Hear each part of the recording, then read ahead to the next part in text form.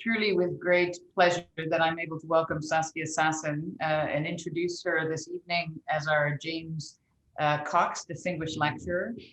This lecture is named in honor of Jim Cox, who was a professor from England who came to UVA to teach architectural history from 1967 until his retirement in 1990. He was beloved by his students. He taught them about the history of architecture, but also about art, design, and culture, and led a number of international excursions with students to expose them to the larger world, its architecture and cultural artifacts.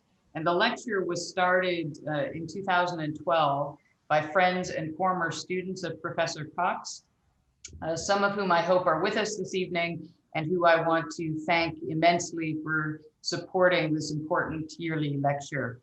Our lecturer this evening, Saskia Sassen, is the Robert Lynd Professor of Sociology at Columbia University and a member of its Committee on Global Thought, which she chaired from 2009 to 15.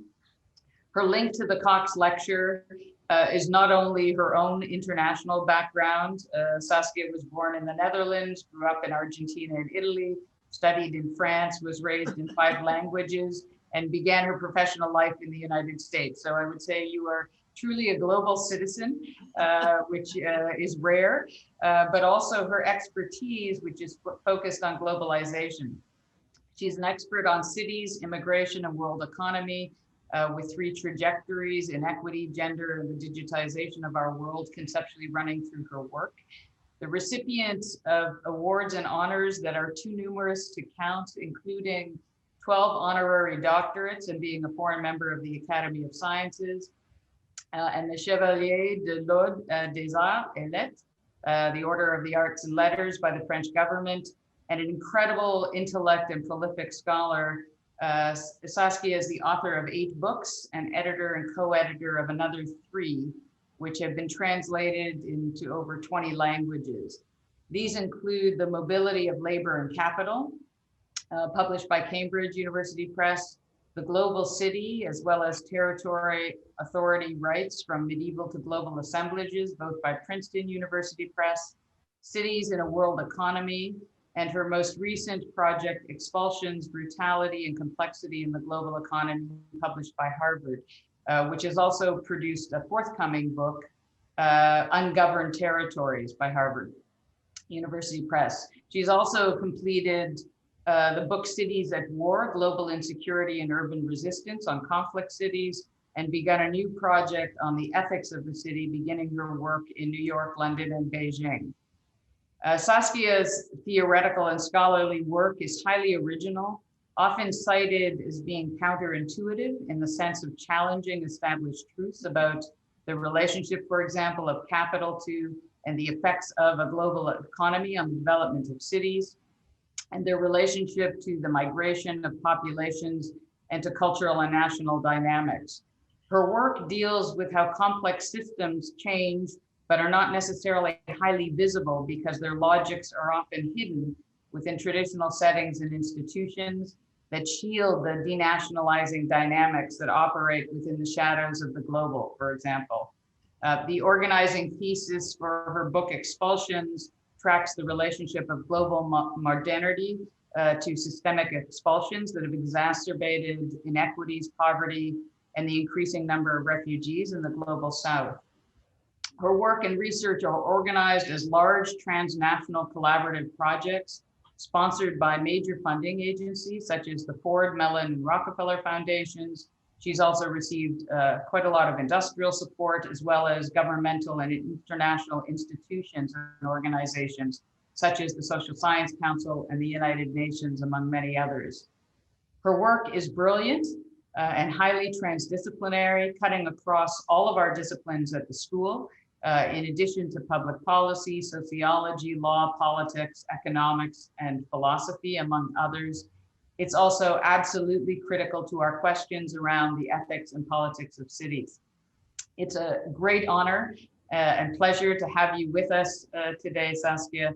Please join me in welcoming Saskia Sassen today for our James Cox lecture.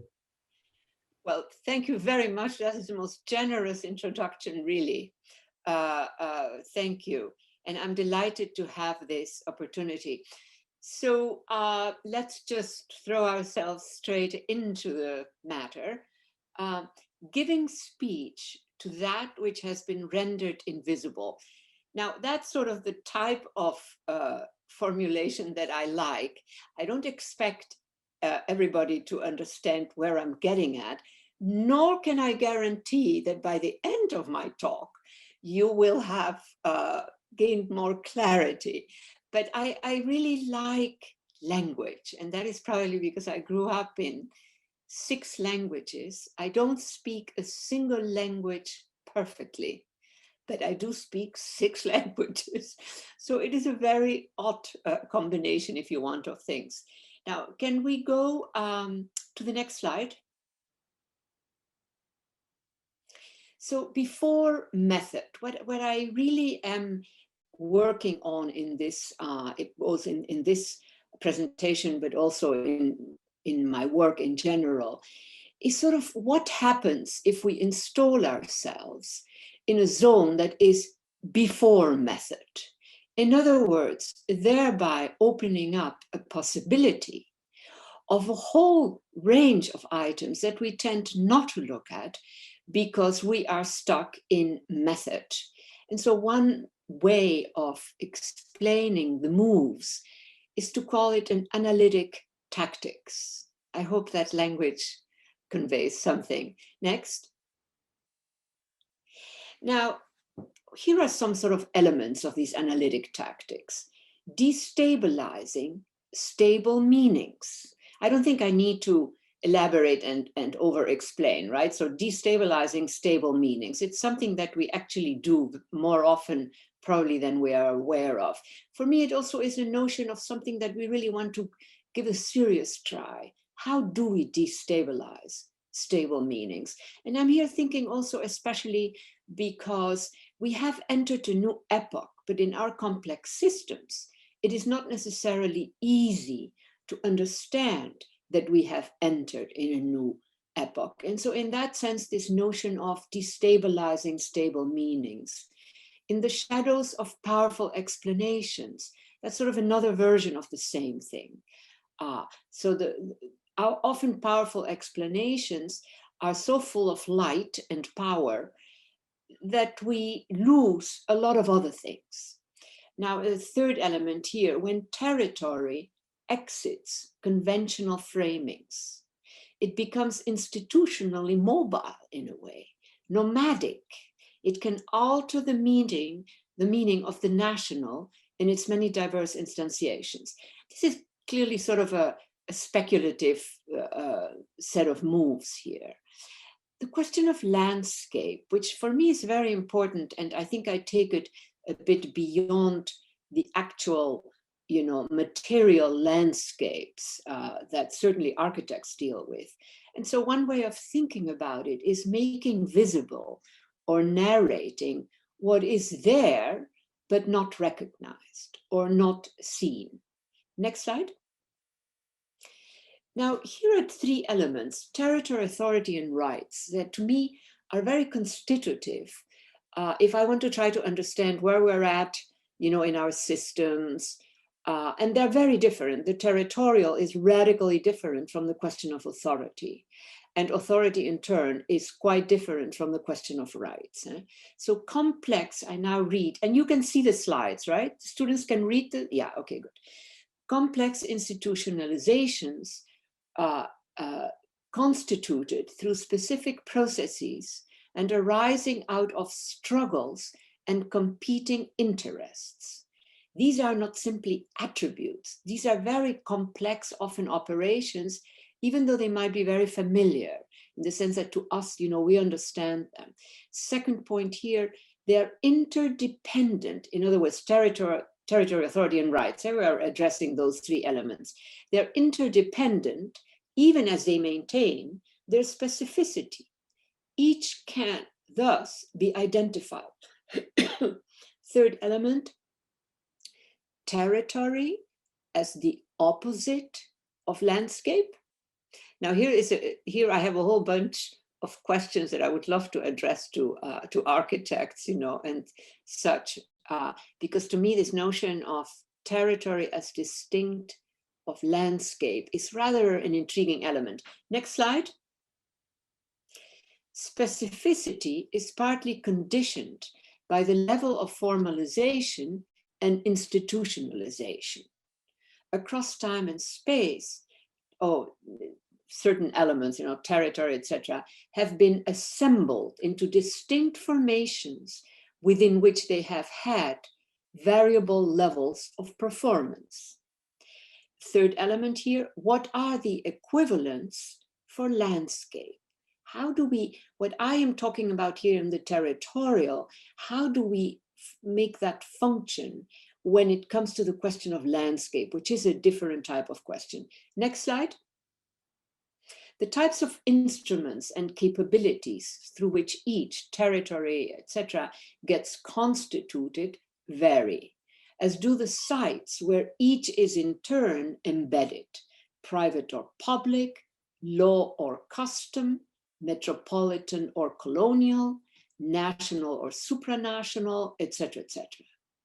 Landscape, embedding meaning or obliterating existing meanings. In other words, I argue that landscape in many ways embeds meanings, but also obliterates existing meanings. We tend to think of landscape as something that is sitting there pretty.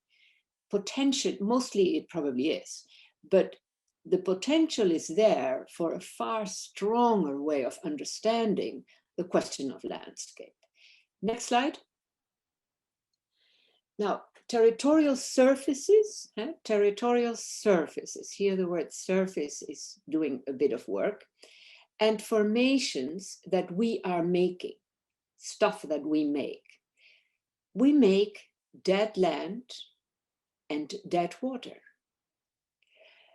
Obsolescent visual orders, we render them obsolescent either directly or indirectly because they were ill-built or because they were meant to die after a bit.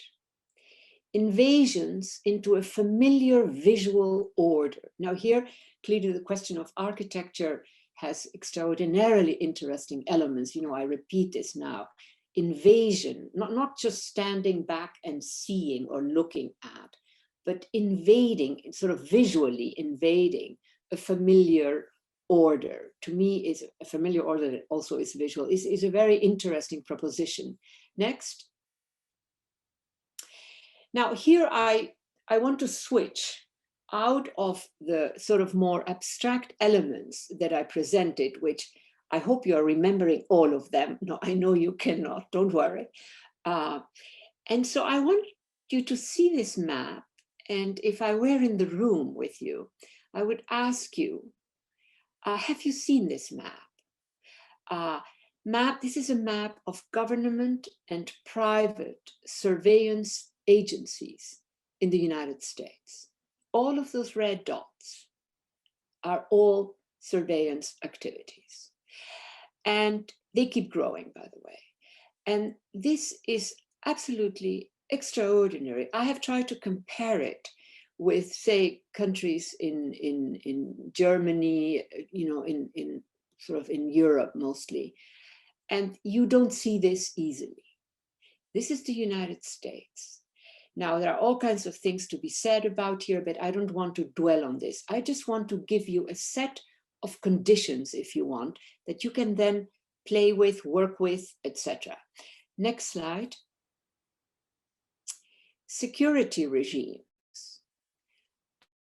Here is a list of government organizations and private companies that work on programs related to counterterrorism, homeland security, and intelligence in about 10,000 locations across the United States.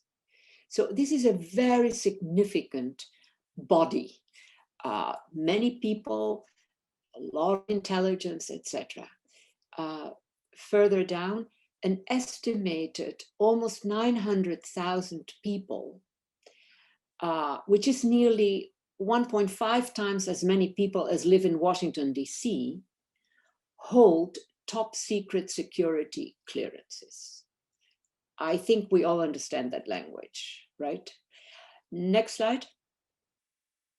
In Washington, in DC, and the surrounding area, 33 building complexes for top secret intelligence work are under construction or have been built since September 2001.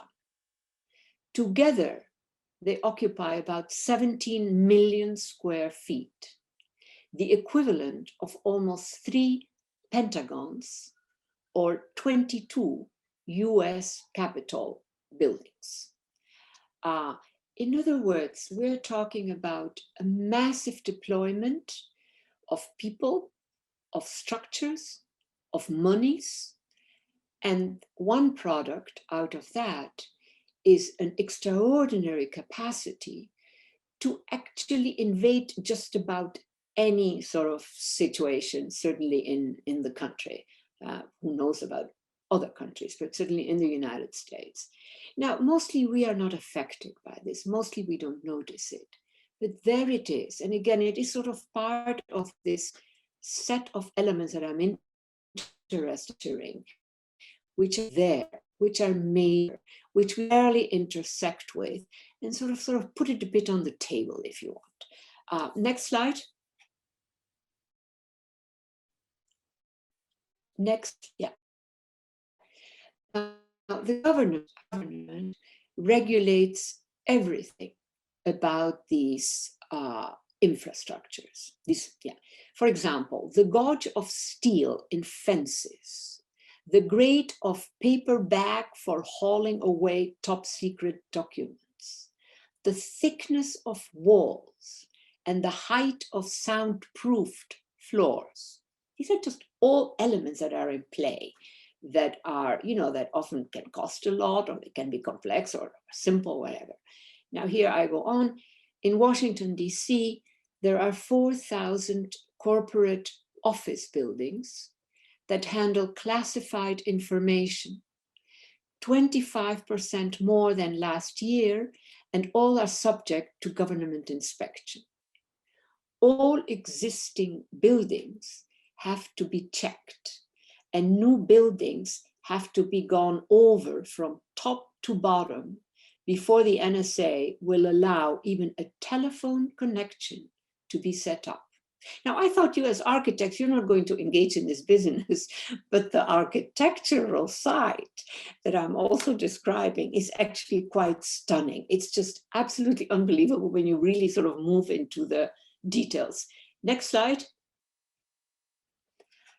Now here, this is just a bit en passant, as the French would say.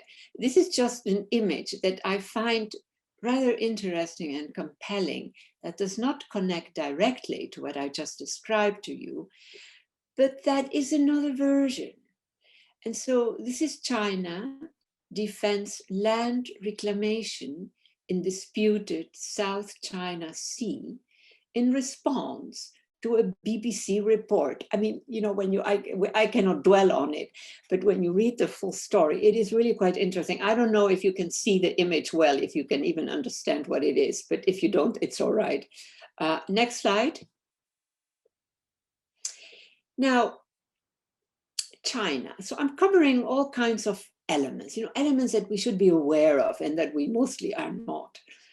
China says its land reclamation work in the South China Sea is totally justifiable. As you can see, it's in quotation marks, it's a quote, as it has sovereignty over the area.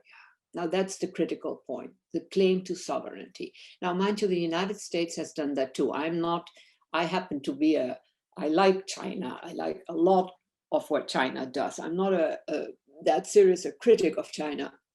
But still, there are these elements. So I repeat, China says its land reclamation work in the South China Sea is totally justifiable, and it has sovereignty over the area. That is a very powerful claim. Will it survive? I don't know, but there it is. Now, the United States has also made some very, very powerful claims, whereas other countries, say the Netherlands, little country where I was born, they don't make such claims. They don't even try to bother. Is it because they're little countries? Or is it because they simply don't see that? A majority of countries do not make the types of claims that the United States and that China are doing. So there is something about major, powerful countries, countries that play a certain type of role, which invites, elements that most other countries simply, it's just not, it's not in play.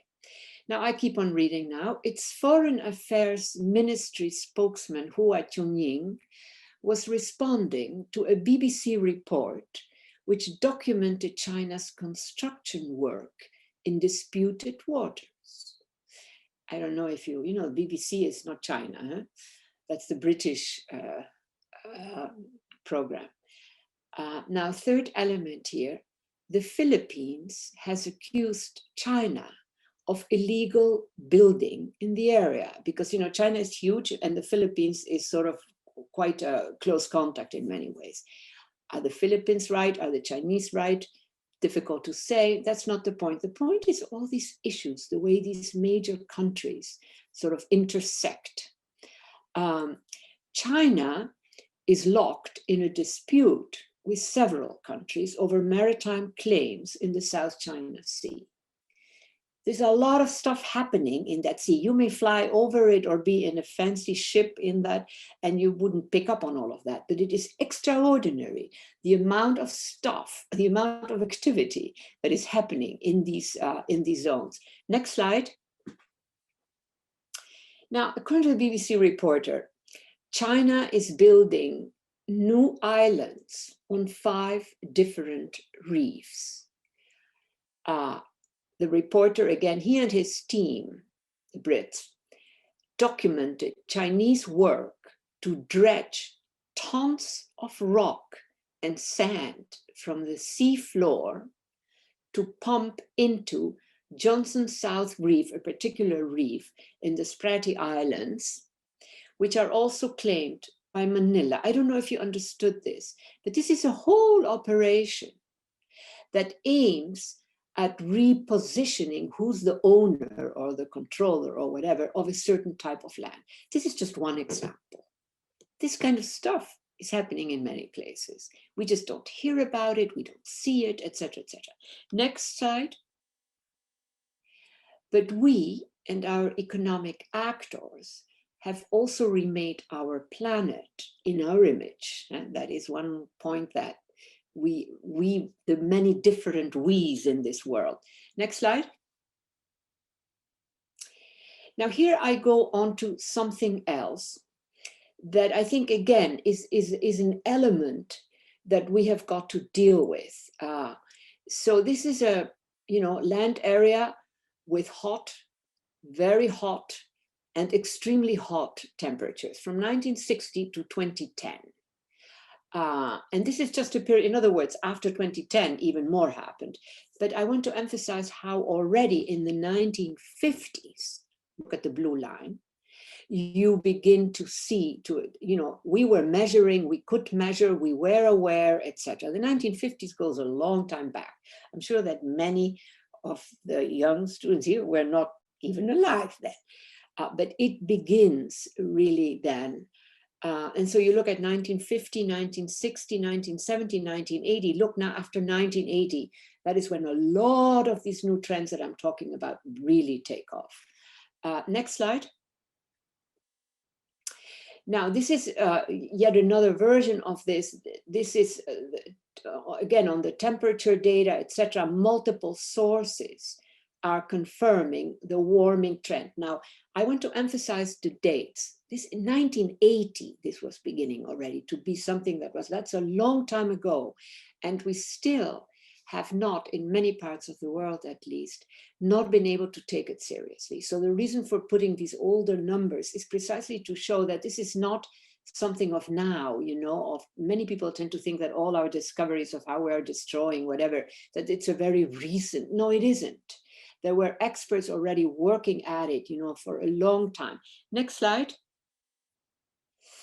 Now here's another one.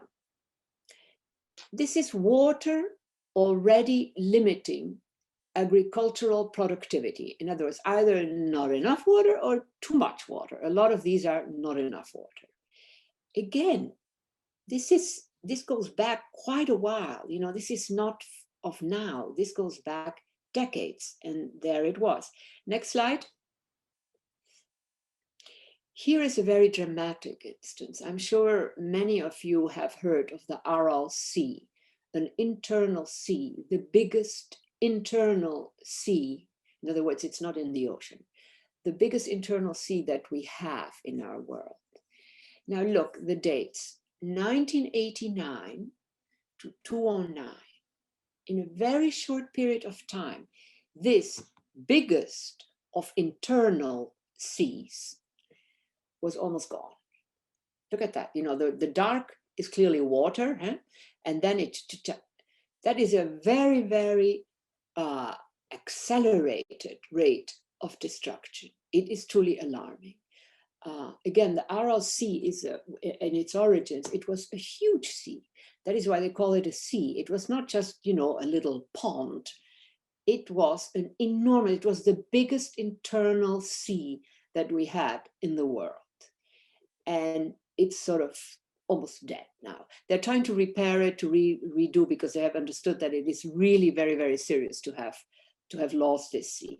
Next slide. And here's another one, more familiar probably to many of you. The extent, I read the title just, the extent of surface melt over Greenland's ice sheet. And I mean, Greenland's ice sheet is also almost gone, not completely, but it's serious stuff. Next slide. Now, there are a whole range of measures that have been developed that confirm sort of, if you want, they may have used different measures, they have different outcomes, but together they sort of confirm in already an early period. I want to emphasize that, you know, this is many people tend to think that it's only now that we're dealing with this. No, there were so many people struggling for this way back when. But anyhow, here so multiple measures confirm sea level rise, you know, the rising waters, etc. And this is data from 1960 to 2010. Next slide. Annual greenhouse gas emissions with full implementation of agreements. Now look at this. I don't know if you can see it, but so this is what we, with all the agreements and the efforts, this is what we have gained, this little, which is significant. You know what I mean, right? The straight line. In other words, the dotted line is how, you know, how it would have gone if we would not have done what we did do. I hope you understood that part. And so the black line shows you that we did something, you know, we diminished it a bit, but that's not enough. And of course, it already has a prehistory, so to say, where we were already destroying in earlier years. Next slide. Now, the question of land, to me, has long been a very interesting one, maybe because I'm Dutch and we have very little land. So here I want to just talk about a few elements that have to do with land, repositioning land. In other words, you know, how do we narrate, how do we analyze, how do we position the question of land? So from here are just a few figures. From 2006 to 2010, that's not many years, you've understood that, right? 220 million hectares of land. That's a lot, 220 million hectares of land. And this was happening in Africa, in Latin America, in Cambodia, in Ukraine, you go on and on and on, were bought or leased by rich governments, firms, and financial firms. The business of buying land, which often is grabbing land. This is not always a proper negotiation. It is basically grabbing land from either very modest, you know, indigenous populations who cannot fight as powerful actors, or, you know, whatever, different modalities. But again, from 2006 to 2010, that's a very short period of time, to 120 million hectares of land in these different countries were bought or leased by rich governments, by firms of all kinds, and by financial firms. That's big. The land is now more valued than the people or activities on it. You understand? The land, forget about the people.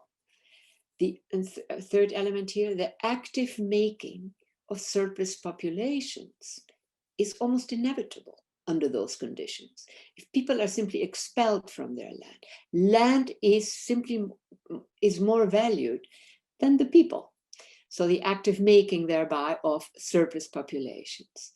And for me, I mean, this is a more complex issue that I'm not going to get at, but I see sort of the emergence of the novel type of assemblage that includes territory, authority, and rights. The way they are working together to generate certain possibilities that often are to the advantage of powerful actors and to the disadvantage of poorer actors. The big question is, can we turn it around? Can we also embed in there the needs and the rights of the poorer people? Next slide. Now here are again some of these other measures. You know, here you have Africa, Asia, Latin America, Europe, Oceania, and then sort of the world. And it is about land. It's about buying of land, grabbing of land, losing land. This land has become a huge issue. And you can imagine, given that we know that the oceans are the waters are rising, etc., land is going to be more and more precious. And we have already destroyed a lot of land that used to be, you know, have green and life, etc., is now sort of dead and covered with cement or who knows. Next slide. Now, here's another element. And the title says it all. When modest neighborhoods become part of global finance. I have done a lot of work on this, and I am a critic of this. So you understand the heading, right? Modest neighborhoods, modest, not grand, become part of global finance. So the first question you might want to ask is, why would global finance be interested in modest neighborhoods? Or is it that they want to help those neighborhoods? Is global finance certainly very nice and they want to help poorer neighborhoods? Okay, now here then we read the text. The key is that the source of profits for financial firms of subprime and other mortgages for low and modest income households is not payment on the mortgage. Now, this might not be very clear to many of you, except if you have been trying to get a mortgage, maybe then it is. So I want to read it again. The key is that the source of profits for financial firms, when they are dealing prime and other sort of low and modest cost mortgages. I repeat, for finance, the issue here is not payment on the mortgage. It's way beyond that. So the modest income families, you know, who are suffering under this, they think that it's all about the mortgage. No, for high finance, they're not bothered by those mortgages. This is something else. The source of profit, here comes the other side, is the bundling of a large number of those mortgages to sell them on to investors. In other words, they want to grab all kinds of mortgages, but not to do anything for the houses or for the people who have those mortgages. No, they sell them on to investors, including banks and foreign investors. It worked for finance because they were mixed up with high quality debts of all sorts. So they actually, it was like a racket, you know, is one way of putting it. I don't know if you understood what I said here, but again, it's another kind of extreme innovation that is rather alarming, nothing really good. And the losers tend to be modest income families, modest firms, modest, and the winners are not a 1%, but a 20%, even a 30% of powerful actors, rich people, etc., etc. Next slide. Now here I just wanted to, I don't know if any of you is aware or remembers this massive amount of foreclosures that happens at a certain point in the United States. And this is sort of the most acute period that went from 2006 to 2010. And the beginning of the process was sellers of modest housing persuading modest income people to get a mortgage. And it covered 20,000 households. I mean, it was an extraordinary, it's a massive event that lasted a few years.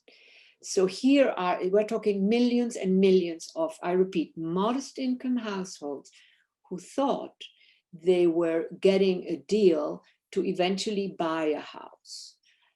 They lost everything. They were thrown out. And again, look at these figures, it's millions and millions. It was, at some point, it was 16 million households. Now, the United States is a very big country. 16 million households in a short period of time, a period of time that was like between 6 years, 7 years, 8 years, that catastrophic event.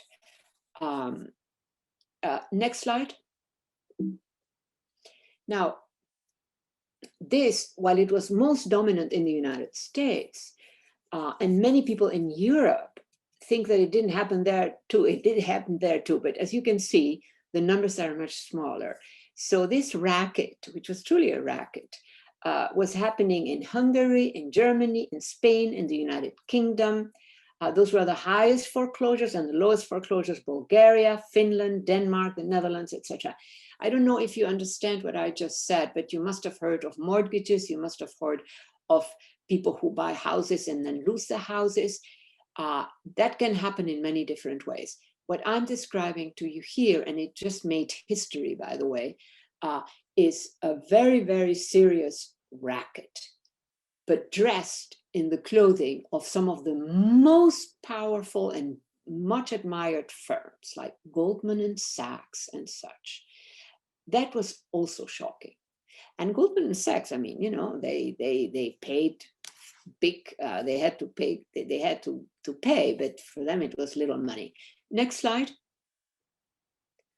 Now, in that whole process, a new type of housing market was invented. And here you see some of the queens of that domain. Monaco, the Russian, you know, Britain. This is all about really rich people, rich investors, etc. And you can see it's New York City, the French, Italian, Spanish, mainland Chinese, Singapore, Australia, Brazilian, Argentine, Russian, French, South African, you know, all these kinds. I mean, I have a very, very long list about this. A vast number of countries. Now, this is super prime housing market. This is not modest. This is very expensive. And I don't know that I want to give you all the details because it's a bit much. Next slide. And here are some others. So the list goes on. There was Dubai, the African, Kenya, Somalia, Tanzania, Paris, again, Russia, Moscow, etc. So you get a picture. So this was something that emerges in the West, in the United States and in the UK, you know, very powerful sort of money-making zones, if you want. And then they install these operations in many diverse countries, as you can see. Okay, next slide. And here it goes on, the list goes on, right? I mean, it was an extraordinarily successful, though highly objectionable, operation. It was absolutely extraordinary. Next slide. Now, the more, here, let's just focus on this sentence a bit. The more widespread the use of intelligent systems in a city, the more the city itself is at risk of becoming obsolete. I don't know if you, so, the more widespread the use of intelligent systems in a city, in other words, where those systems may be coming from many good or many bad places with good intentions or careless intentions, whatever, but the more itself, the city under those conditions is at risk of becoming obsolete. It's like the city no longer functions as a city, something else has happened. And again, there is quite a bit that we can say about this, and it was quite a bit of information came out that really horrified a lot of people, etc., etc. Next slide. And so just to mark it, we're arriving at the end here now. I love this image called Dead Cities. And you see all these towers. By the way, this is the taking of multiple different types of buildings that are all over the world, not just all like this, and then putting it all together. This was something that some artists did. And you see, I don't know how well you can see it, but here are some very, very fancy buildings, in this pile. But it was also capturing this whole notion of what happened to cities, something changed in cities that somehow captured the imagination also of a lot of artists. You had a lot of stuff around this. Next slide.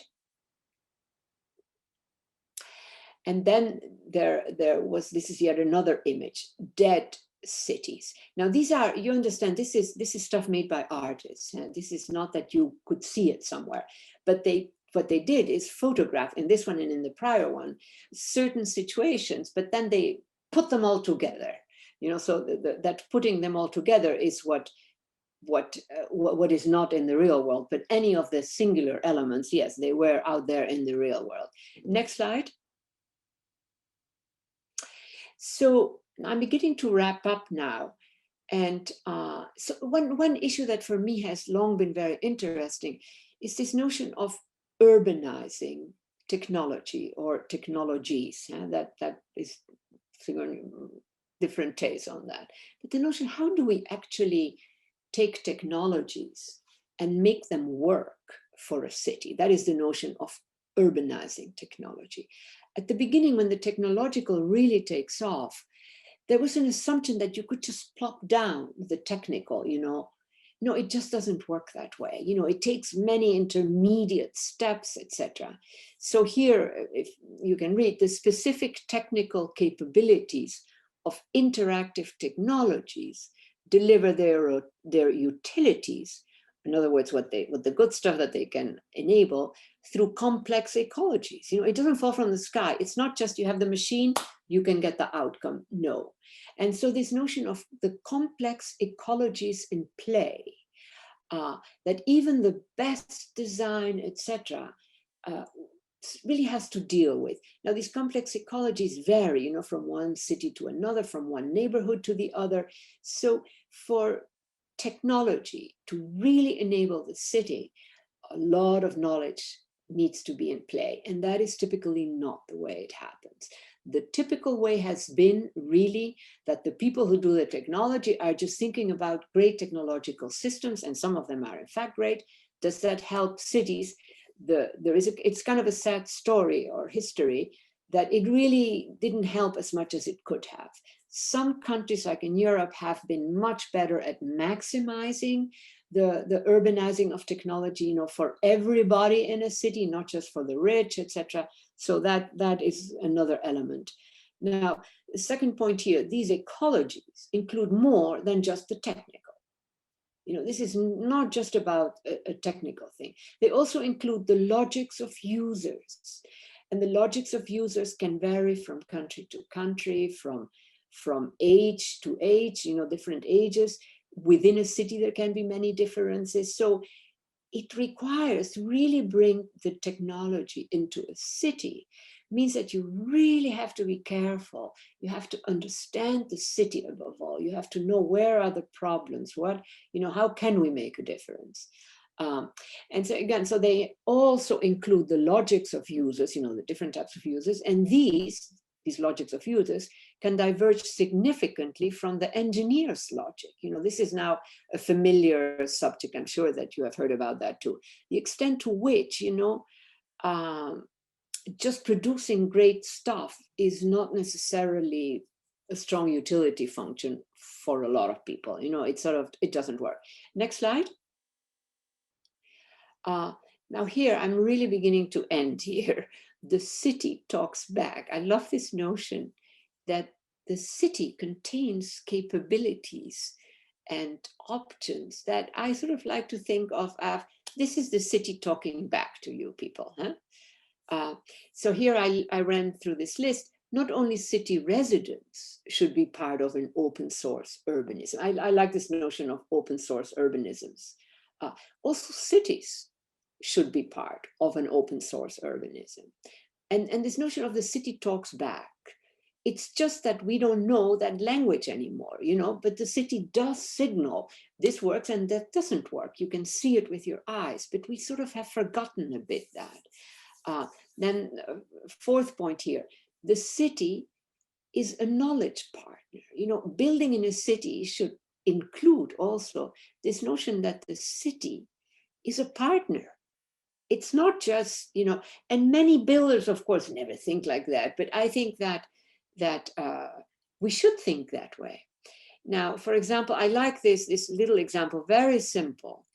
A car made for speed, for distance, and for difficult terrains is reduced to something else in the traffic of a city center.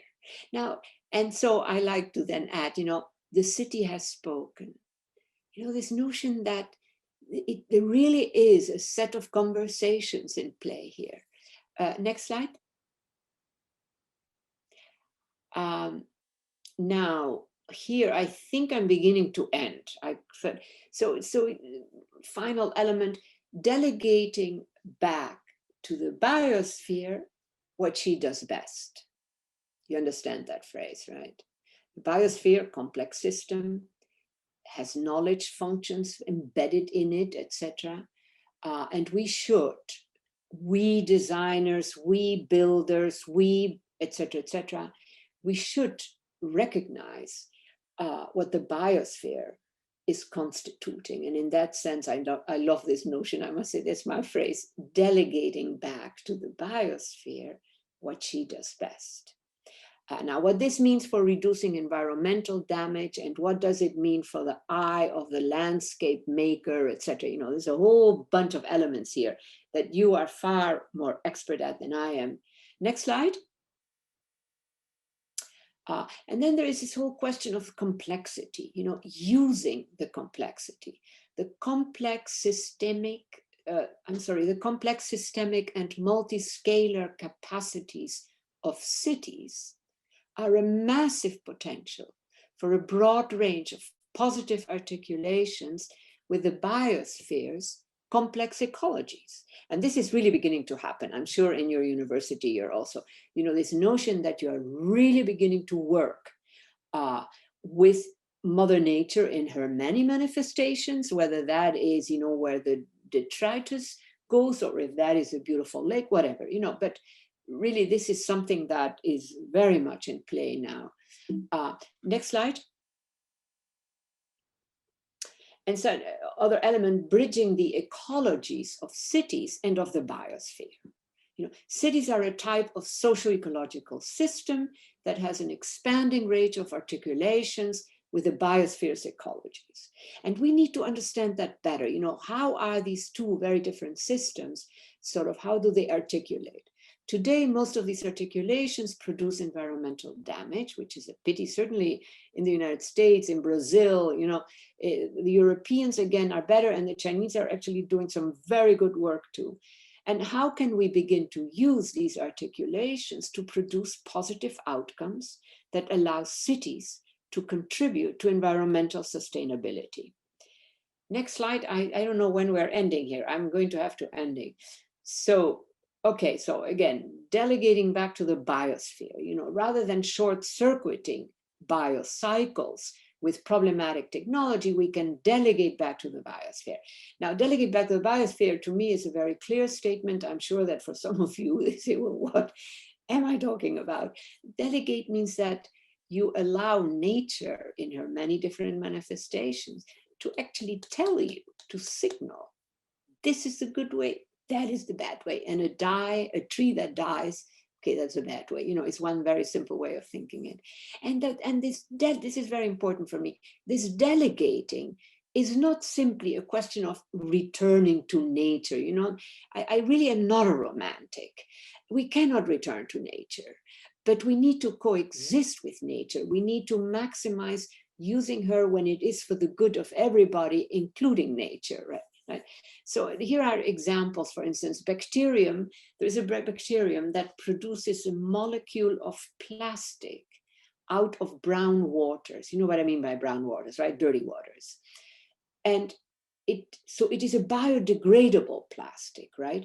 So the way in which we can, you know, coexist with nature, and that is bacteria. Bacteria are very almost invisible very often, but that we can work with them, even with that which is invisible, because it leaves its traces. We, you know, the experts would know about it, etc. Next slide.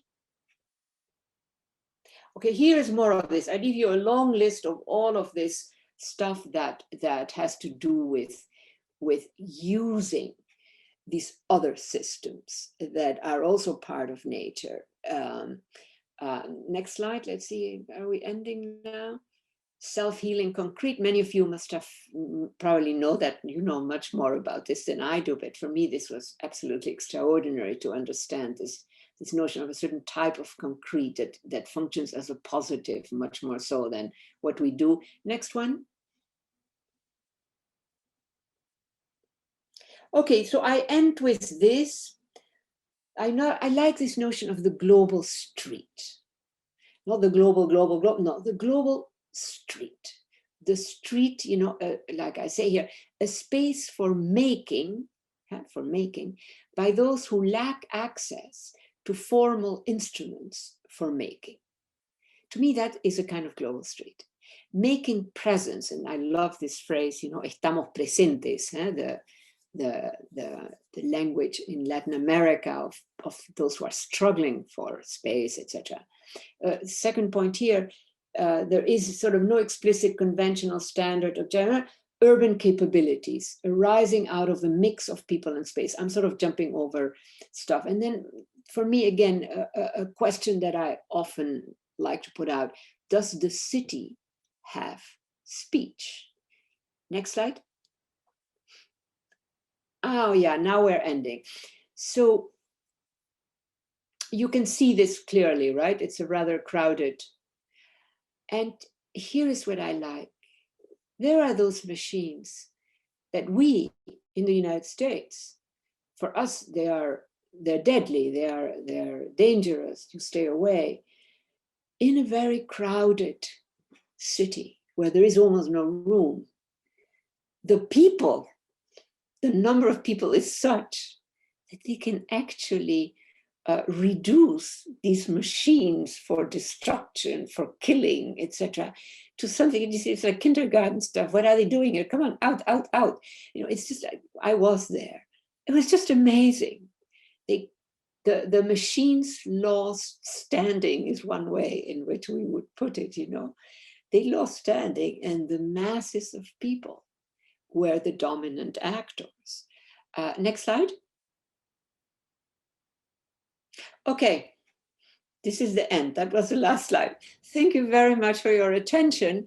And I hope that I spoke clearly enough that you could hear me and understand me and all of that.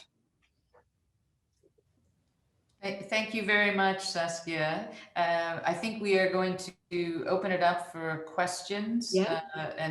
Sheila, did you want to perhaps read, or we can alternate the questions that might be in the chat or the Q&A box. So please, if anybody wants to write questions. I see two, yeah. Why don't I start by reading a question that came into the chat, which asks, could you go back to your origins and the notion of territoriality the state and its instruments of framing and regulation. For example, Nicholas Poullatin's notions of state and territory. Nicholas Poulantzas, yeah. Poulantzas. This is a contest of actors different in nature, category, and type. Yeah. Among humans, it is political and economic. Nature is dynamic, the opposite of what you suggest of the common notion of dead water and dead lands and regular elements, and human language manifest in a legible landscape. Nature is corrosive and entropic to all human efforts to resist it. Could you speak to this attitude? Maybe other cultures or modalities have achieved a better balance than the many examples you cite? Yeah. Oh, yes, there are definitely different cultures. I would say that much in Europe is significantly better. Just to mention a familiar zone from, say, the United States or Brazil. You know how those countries have handled. And as I said, I grew up in Latin America, and they're very problematic, these countries. And I would say that the Dutch have done so much better, because they had to also, that half of that land is underwater, the level under the water level. So you see in some countries, not resignation, but you see the will to make it work, because you have to make it work, whatever, and the Dutch have been, they have cared quite a bit, not all of them, not all the big projects, but they have cared about doing it the right way.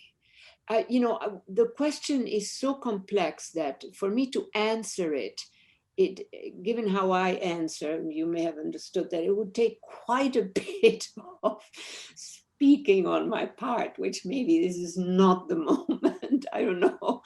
But what I would say is that if some person is truly obsessive about something, I totally understand that, and I am myself that way.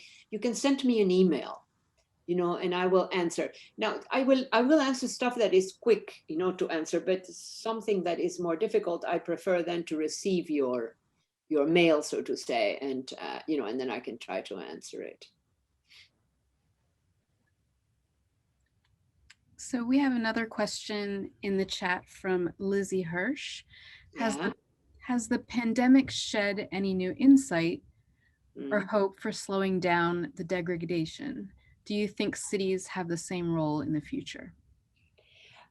Right, the pandemic is really, I've written quite a bit about it, and it is really an interesting presence in trying to understand, what is happening.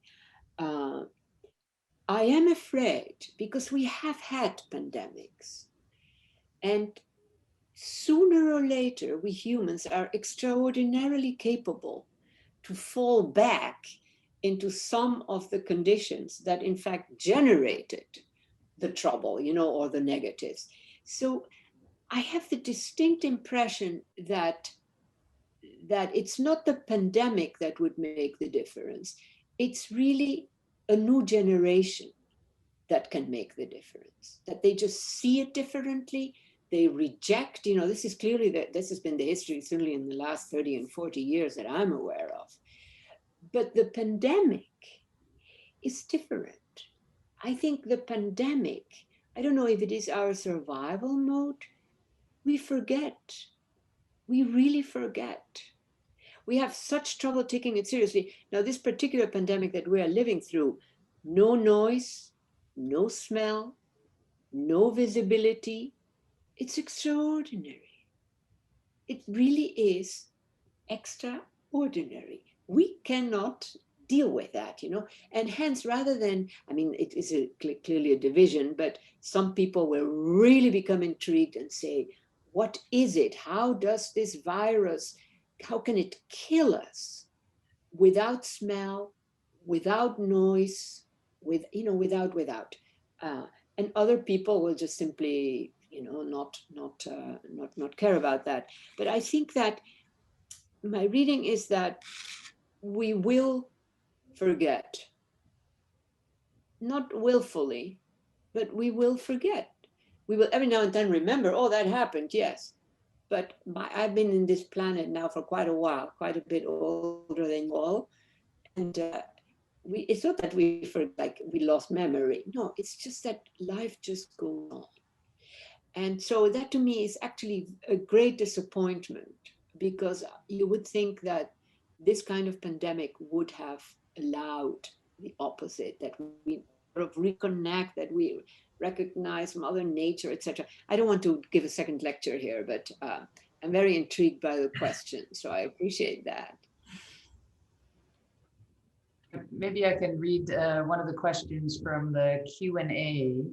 Tobin Richter asks, for argument's sake, are not all of these problems caused by overpopulation? I guess not the buying up of the millions of hectares of land by probably 1% of the population. But, sorry, right. I shouldn't comment on the question. But, and again, for argument's sake, is it perhaps impossible to solve these problems without controlling population growth?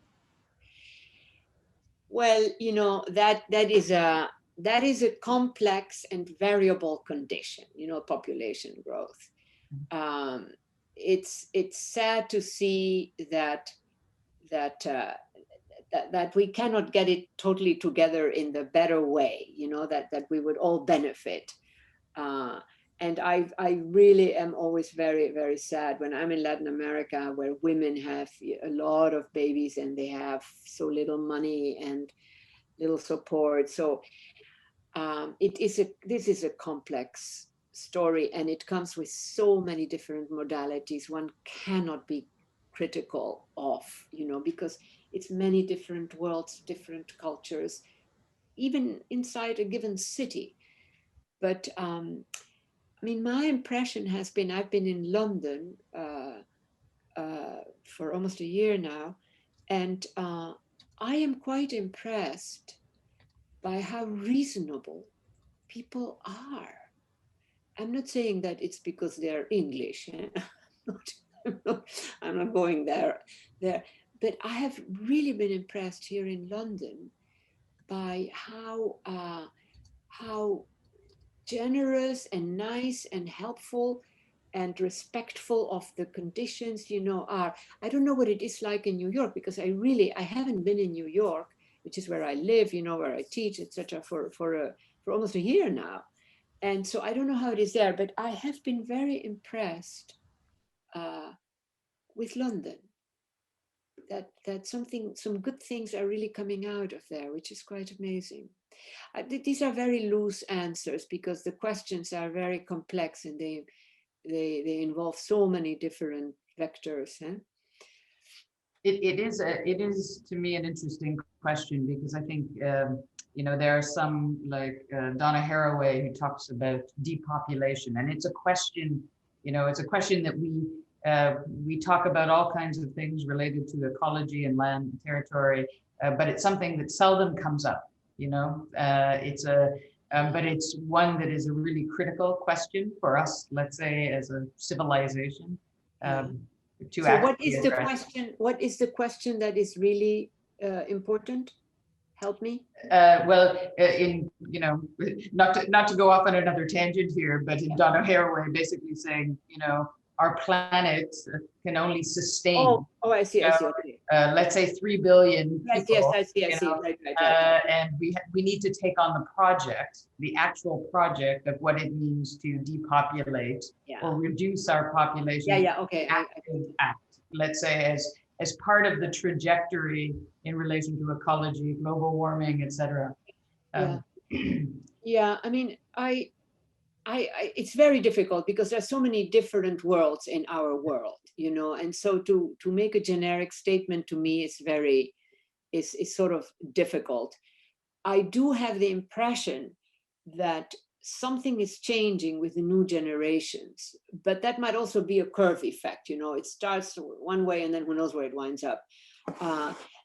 Secondly, your average resident in a city now simply knows more about the question of climate, the question of the limited resources that a city might have. There is more awareness and almost a sense that we might be poorer than we think we are. You know, there's a mixture of elements that that one could say that it opens up the minds, you know, and people cannot simply just say, you know, whatever they say, but and there is enough knowledge now that is in circulation. You know, when I compare what you read in a good newspaper today with what it was a long time ago, it's just quite extraordinary. You can pick up on a lot of information.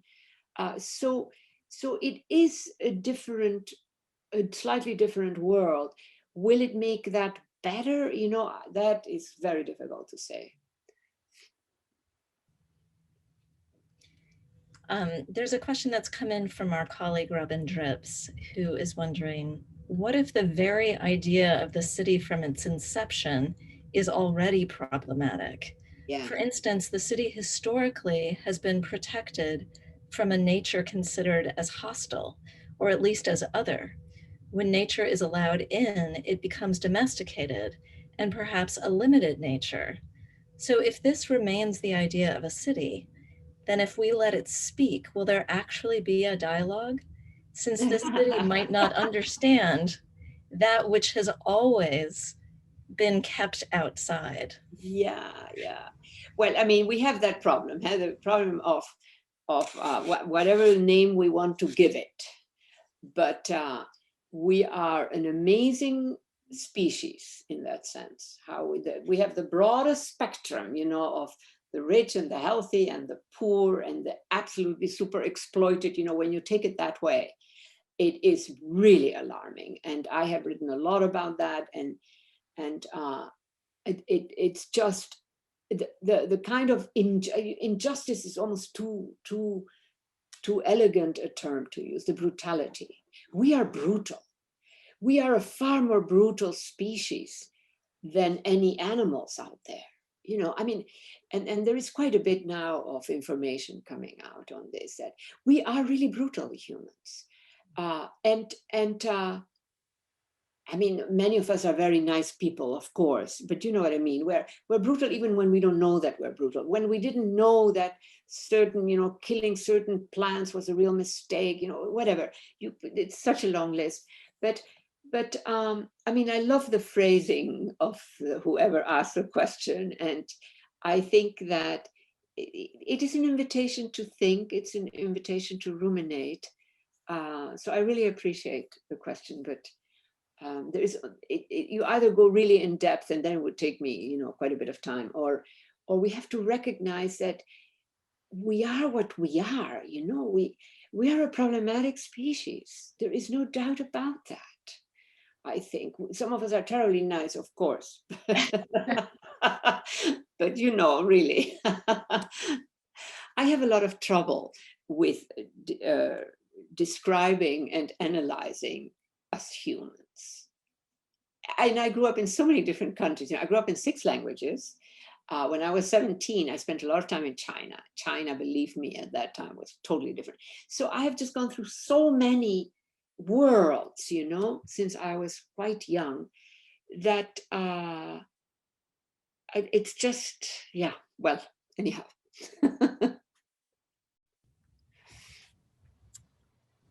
We have a couple questions that ask you about some precedents or resources. Yeah. One is there a recent book that you think is worth reading that helps to address the solutions to climate degradation? Well, we have a whole series of excellent books that have come out, which have to do with climate change, which have to do, you know, all this whole new awareness that has happened around so many things that to me are positives. You know, this is really a positive advantage. Now, is there a particular book? Oh God, don't ask me. No, don't ask me, because my friends will kill me if I don't. I would rather not put myself out there. But what is a fact is that there are a lot of excellent books right now that have come out for the last few years, that really analyze, you know, different vectors in play and how we have mishandled things, etc., etc. So absolutely, yes. I think we have a whole new world of writing and commenting and analyzing that we didn't used to have, because those who were doing that kind of stuff were more confined by this or by that, by their professors, by their, today, no, you have young people who are beginning to write and to express their minds, and they don't feel, intimidated, or that they have to respect the elders. But the elders' opinion, of course, they have to respect the elders, but the elders' opinion is another matter. So I think that, yeah, but as I said, I think earlier on, how do complex systems change? Well, they often change in bits and pieces, and it takes a while to understand, wow, we have entered a new phase. And so for me, I have sort of a few elements that I see as making those transformations. The sources for those transformations vary in my reading from the role of high finance. When high finance high finance has nothing to do with economics. When high finance emerges, that really was a difference. And so we have all kinds of negatives and positives that are that way. But it really is difficult to talk about it when we're dealing with the world. And the presumption that I'm here, and I know it's tough. I think one has to be careful. I try to be careful. I have very strong opinions about things, but that is still different from, well, yeah, enough said, enough.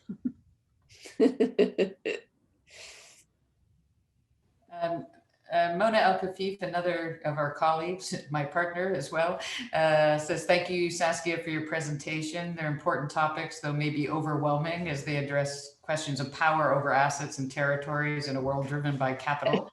I'm interested to learn more about open source urbanism, as it might attempt to shift these power relationships and dynamics. Yeah.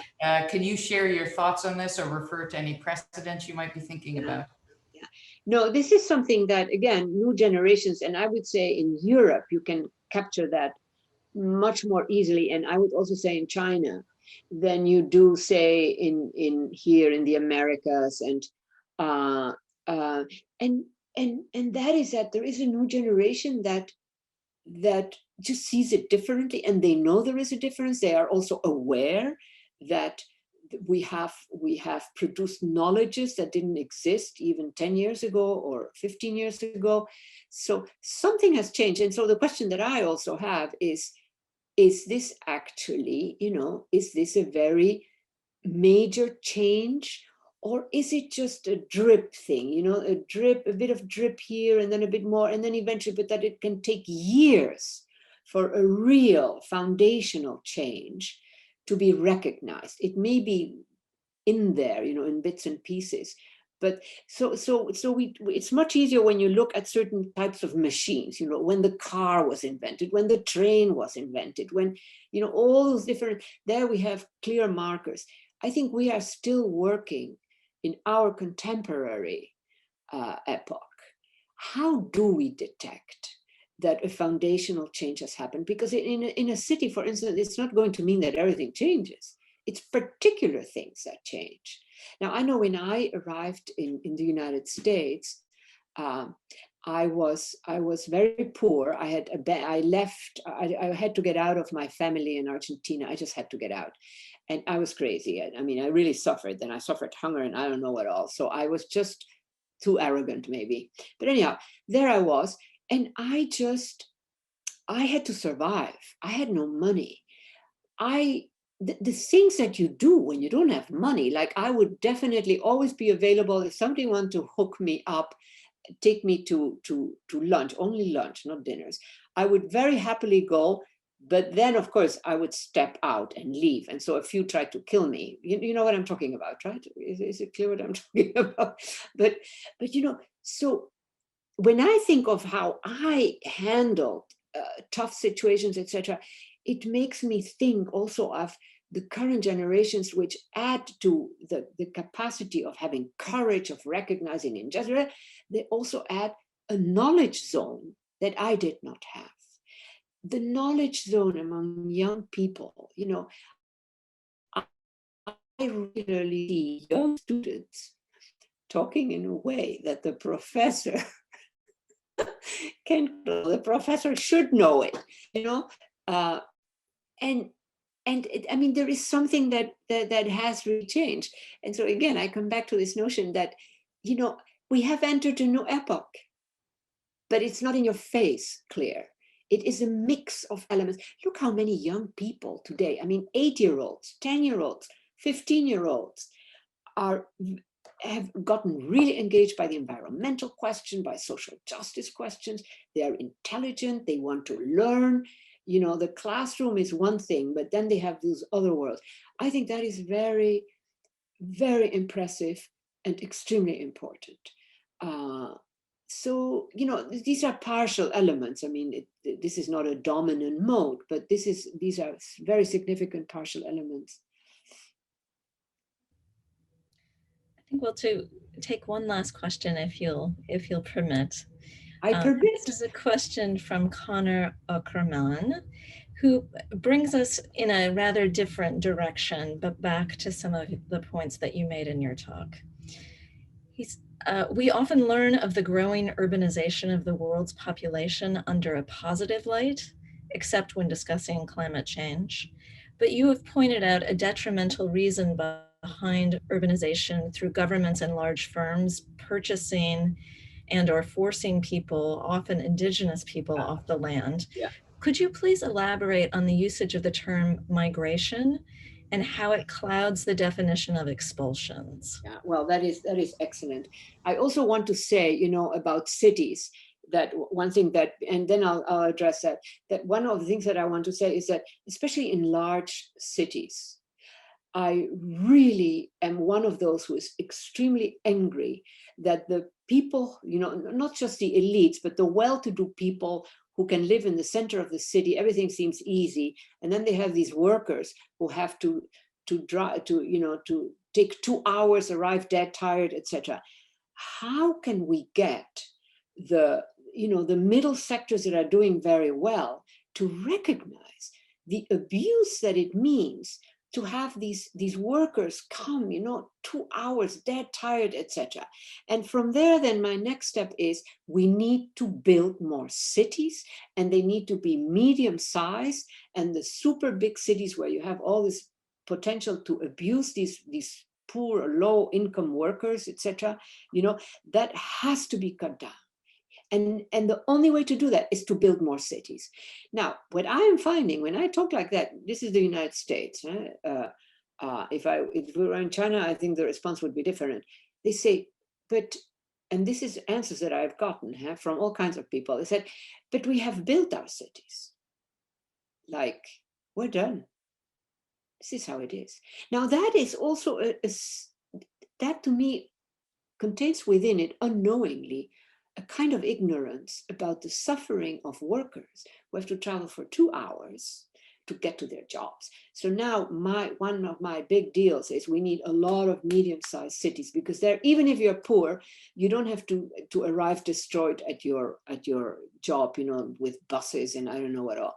So that to me has become an issue. I don't know if I explained myself, but we have to be aware of the fact that 30-40% of the workers in a city like New York or in our big cities, it's a horror for them. They have to travel very long.